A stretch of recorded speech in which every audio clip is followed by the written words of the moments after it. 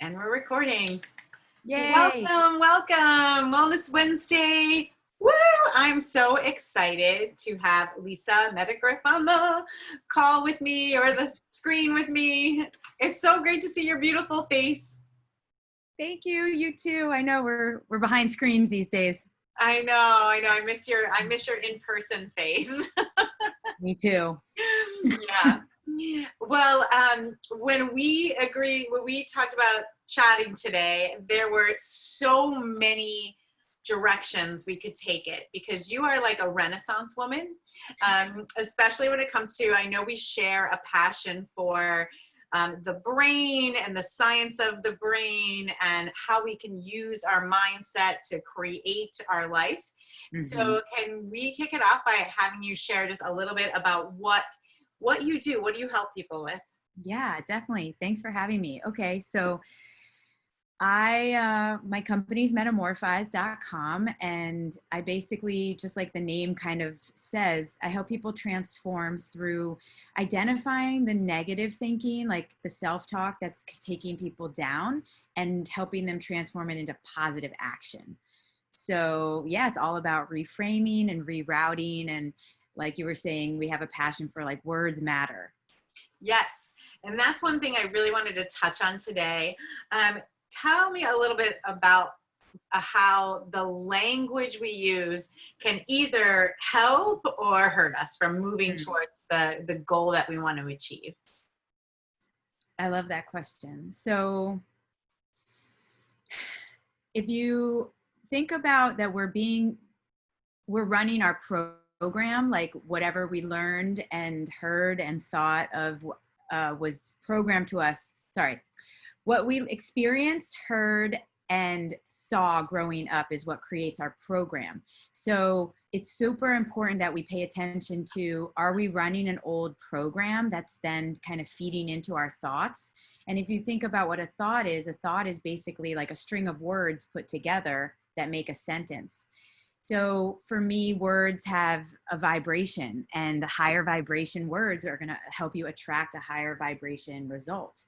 And so words matter in that sense. And it's not that there are bad words. It's just, for me, in being in the art of manifesting, paying attention to the words that I'm using helps elevate my life and helps me to hone in on creating like a higher vibrational existence. I love that. So can you provide an example when it comes to, let's say, for example, money?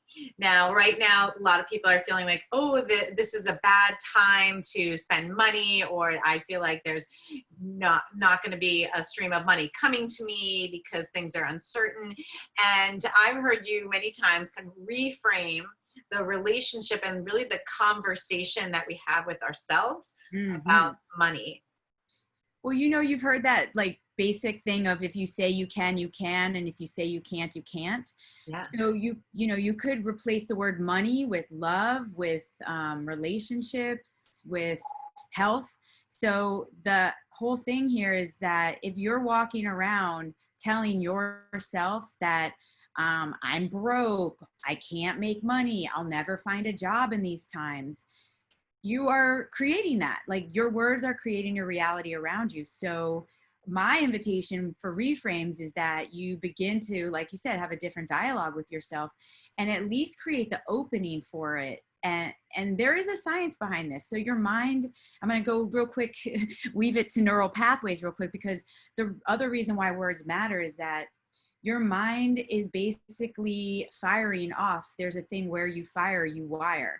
So if you're literally firing, I'll never find a job in these times, I'll never find a job in these times, you're creating a very strong neural pathway, which is like a current, like electricity. And so to change that, that's why affirmations can be very important and powerful, is you replace it with the new one, and the old thought will die, basically, because then you're like, I'm going to find the most amazing job. I'm going to find the most amazing job.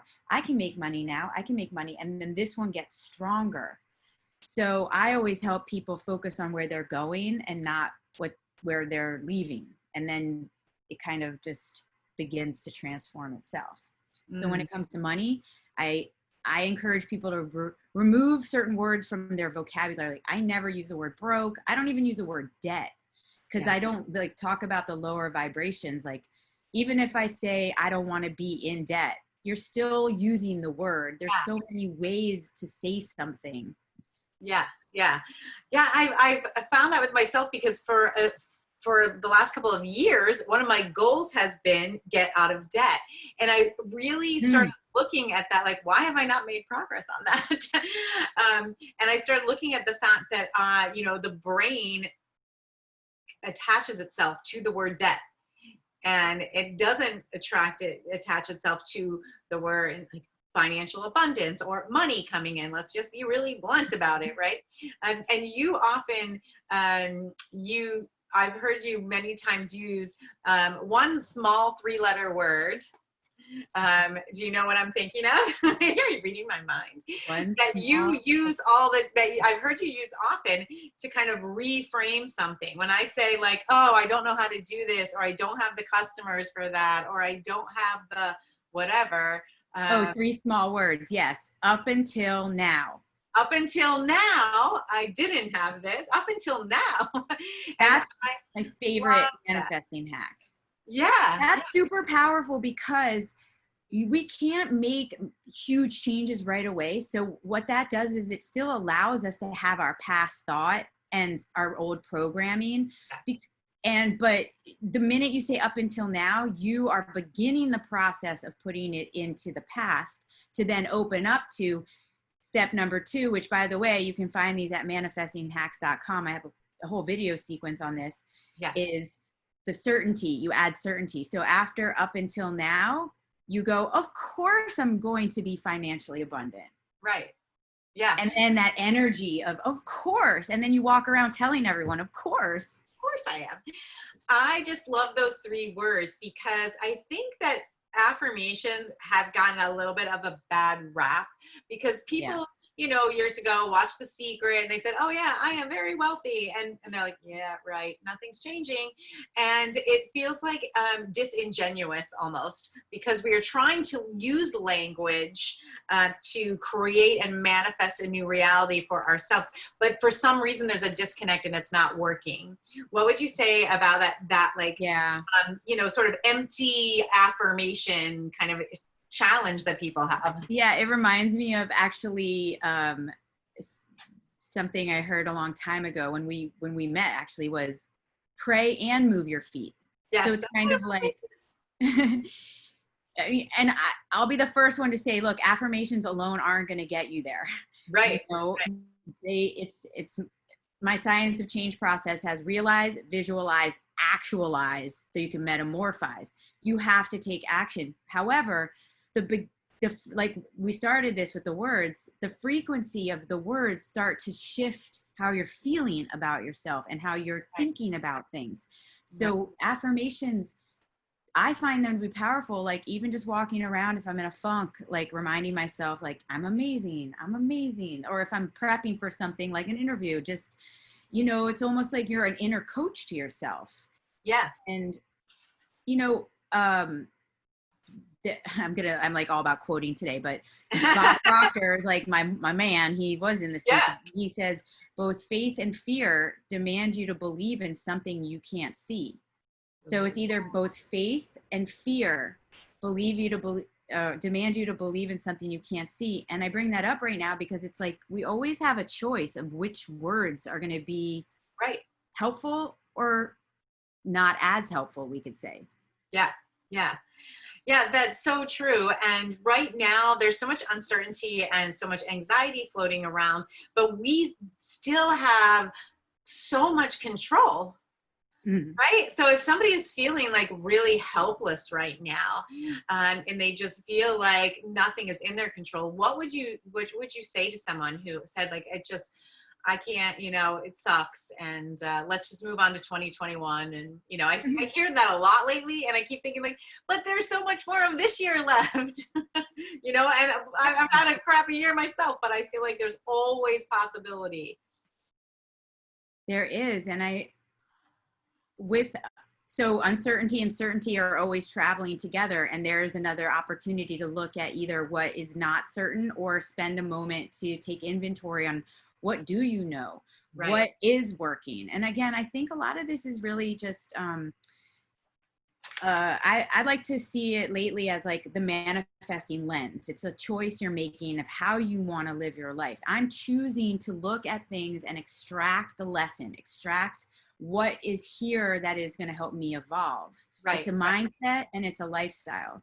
So if you're living inside of uncertainty, and I'm not belittling, some people's struggles are real right now, and then be in it and feel it. I'm not saying not to feel it. I'm saying that I find there's a point in the journey when we're down long enough that it's not that you've fallen down into maybe a darker space, but it's how quickly you want to get out of that. And is that serving you? And to start asking some questions, like some self-inquiry, like, what are my options here? I think that's one of my favorite questions. Ooh. If I'm feeling if I feel confusion or in that, I don't know, or I'm got a big decision to make, and I'm feeling emotional about it, I try to step back and I go, all right, what are my options? Because that puts me in a place of detachment and just kind of like surveying. So that's what I would tell people. I would say, number one, write a list of what do you know, because you probably know more than you think. And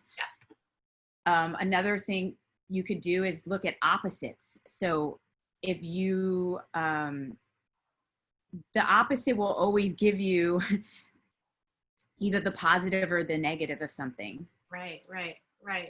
I love that. What are my options? Because I can definitely get into a spiral of like, I don't know.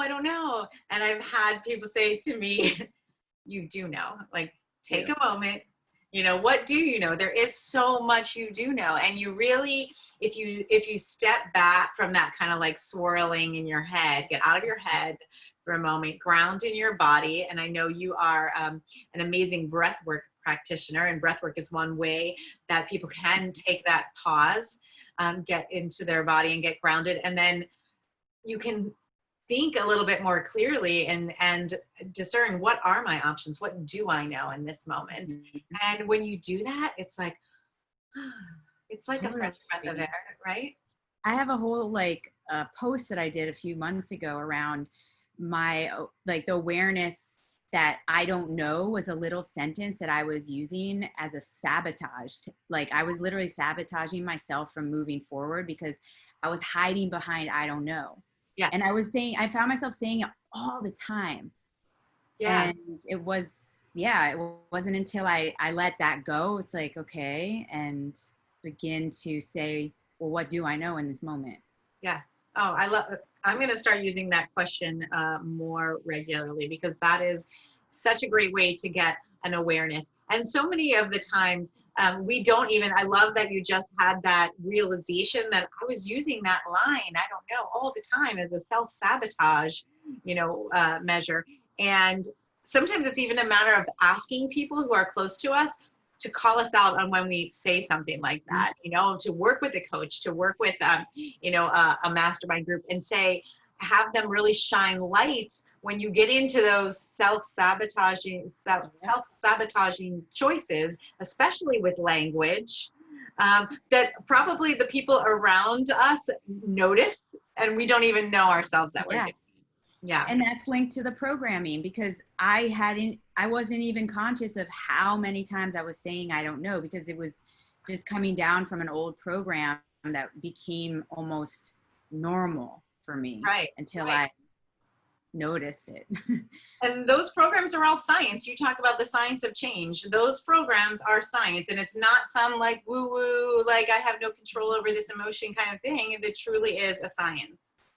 And I always try to make a mention that not all programs are bad. We're just looking at the ones that are keeping you from achieving the results that you want. We have amazing programs that are helping us do all the great things that we do. Yeah. Yeah, and some of them are like I feel like a dual purpose. Like some of the things that I struggle with as challenges are also the same things that have served me really well. They've helped me accomplish everything that I've accomplished. So it's starting to discern when that characteristic or habit or trait is helping you and when it crosses the line and it becomes, you know, a hindrance to you. Yeah, definitely. Yeah. I remember a very distinct time in my journey where fear was like this thing that was taking me down. Like it Yeah. was just holding me back and taking me down. And then through what I call my emotional portfolio, it's kind of my way of saying like I'm going to develop a relationship with these emotions. Yeah. It turned into fear being the guide of showing me where to go next. And kind of what you're saying is like learning to navigate and seeing which ones can help you. So there's like the fear that's like, whoa, too big. Yeah. And then there's the like, I'm going to lean into that one. Yeah. Yeah. I love that. And just recently, I watched one of your videos where you talked about the rerouting, the reroute hack. Reroute hack. Reroute hack, which kind of reminds me of what you're saying. It's like, okay, wait, change directions. This is not the path I want to go down. This is taking me down. I need to go there.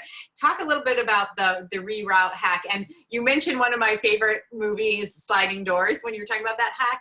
And it just, I just think that is a great example of how things can just go down a completely different path with one small little choice. So if you haven't seen that movie and you're watching this, Red Sliding Doors, it's an old one, but you know, it's not like the greatest Academy Award winning movie of all times, but the message behind it, I just love it. I just love it. I reference that movie all the time in my head, and the reroute hack is all about flowing in your life and trusting that no matter what's happening, and from the little things to the big things. So right. Going downstairs and realizing you forget something, which is what I think the example in the video was, and you're running late. I'm running late and I'm like, oh, you know, you can get really frustrated in that moment, or you can be like, I'm being rerouted to my best case scenario. That's the line. I'm being rerouted to my best case scenario. So the reference to the sliding doors is that you are shifting the timeline, because in the movie, she either catches the subway doors or she doesn't.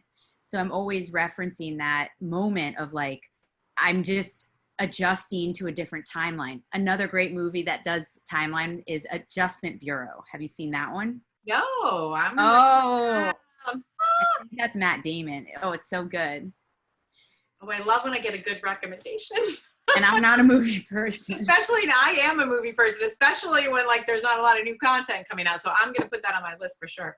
But the big reroutes, the ones that you feel, you're like, oh, I really was either looking forward to that, or like I planned months and then something happened. Those are the moments, if you can really bring yourself to, I am being rerouted to my best case scenario, can really shift the way you respond/react inside of something that could have taken you down like a dark hole. Yeah, definitely. I mean, I've used that thinking for little, you know, minor things often, like, you know, a traffic jam or something. And you're thinking like, okay, this is happening because it's keeping me safe and maybe not a part. If I had left 20 minutes earlier, that, you know, I could have been in this accident or whatever.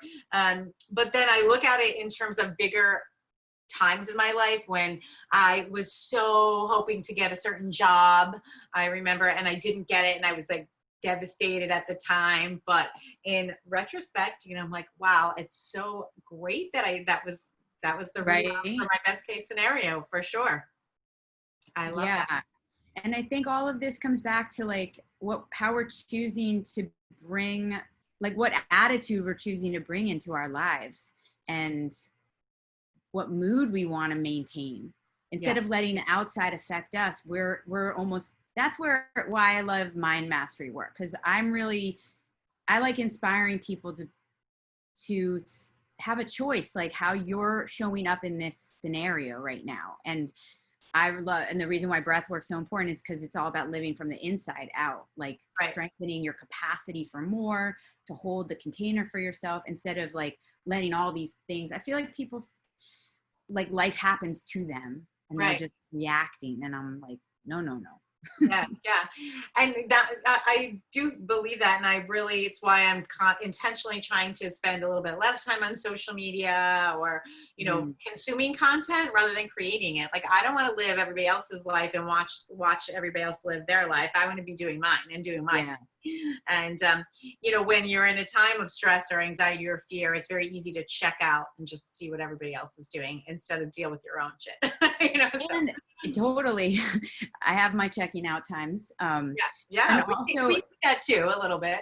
yeah, stress, all of those are actually amazing teachers too, because they are the awareness, back to like that duality thing that we started with. It's like being in stress is almost the awareness of, again, the opposite, which is what's available to you could be expansion. And so the contraction, I like to look at contraction is the preparation for expansion. Right. So stress can actually, again, if you choose to see it that way, be like a helpful moment before the next Yeah, phase. I love it. Choice. I feel like we have a million things we could talk I about. know. I There's love some this great comments from Michelle talking about language is energy. Power of life and death is in the tongue. I love that. And Ooh. rerouting and reframing are great tools. And she repeated I'm being Oh, rerouted to my best case scenario. So definitely take away that line, you guys, and use it. That is just like a perfect line. So if you were to give people one action to take to improve their own mind mastery right now, I know only one. I feel like we have other topics that we need to explore, so we need to have more than one of these chats together. well, first thing I would encourage people to go get those 3 manifesting hacks, because they changed my life actually very quickly. Manifestinghacks.com, and that we talked a little bit about two out of the 3 here. Yeah. But let's see, one action you can take. And it could just be starting to say up until now. Yeah, up until now is a good one. But even before you can say that, I think you have to become aware of what you're saying. So I would really just, I guess, curiosity, like pay attention. That's pay attention to the words you're using, the actual words. Yeah. Yeah. The actual words, because they really carry so much weight. They carry so much power. And even when you're talking to other people, you can elevate conversations by the words you're using. Last night, I had an online event, and we were just talking about like how we often connect with people in our complaining zone. Like, it's our ways of connection, because it's like we can almost commiserate or be like, I feel you. And that's our way of connecting. Yeah. And that what came up yesterday is how we don't want to make other people uncomfortable if we're in our everything's amazing. Yeah. And, you know what I'm saying? Yeah. Yeah, I absolutely know what you're saying. I mean, and especially now, because people are connecting on bad news. Yes. Oh, you hate that too. I hate it too. Like it's like it builds camaraderie in some ways. Exactly. Connection, which is what we're seeking. So I think that what I was, I guess, getting at is like, use the high elevated words, connect with people and raise them up while you're, staying true to wherever you are, if that's where you are. Yeah, absolutely.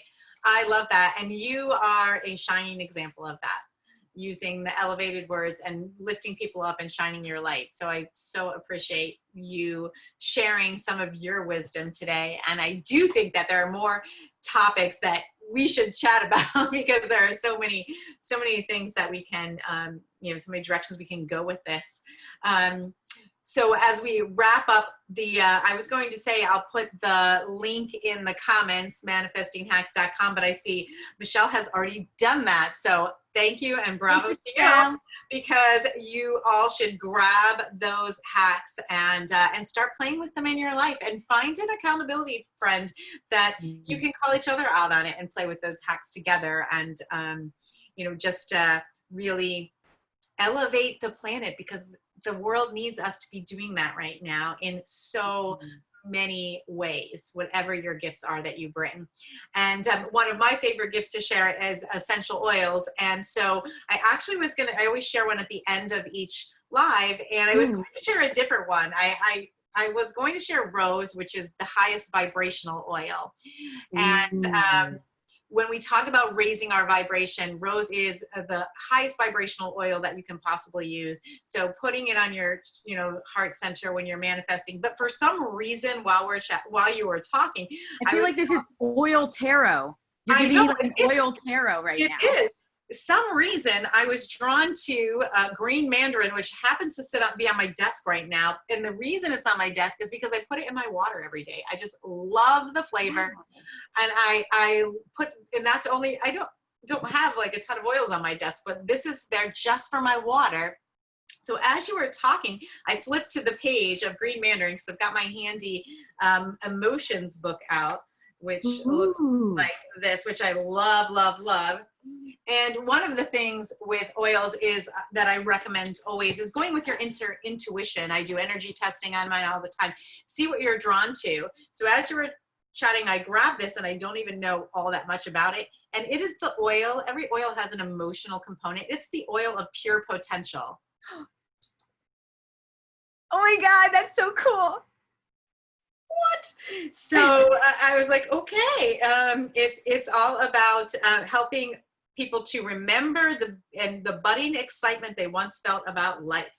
It reminds, I'm going to read it right out of the book. It reminds individuals they have direct access to pure potential and boundless opportunities. It encourages all to experience joy in the journey and to never stop becoming. Oh, I feel like mic drop. I was just going to say that. That was the mic drop. Like, so crazy that's the one. I just love that. I got chills. It's so on brand. I must get that. What does it taste like? You said mandarin. Does that mean it's like orange flavored? It's not so orange. It's the unripe fruit of the mandarin tree is what it actually is. So it's a little opposite of the ripe counterpart. But yeah, I'll hook you up. Thanks.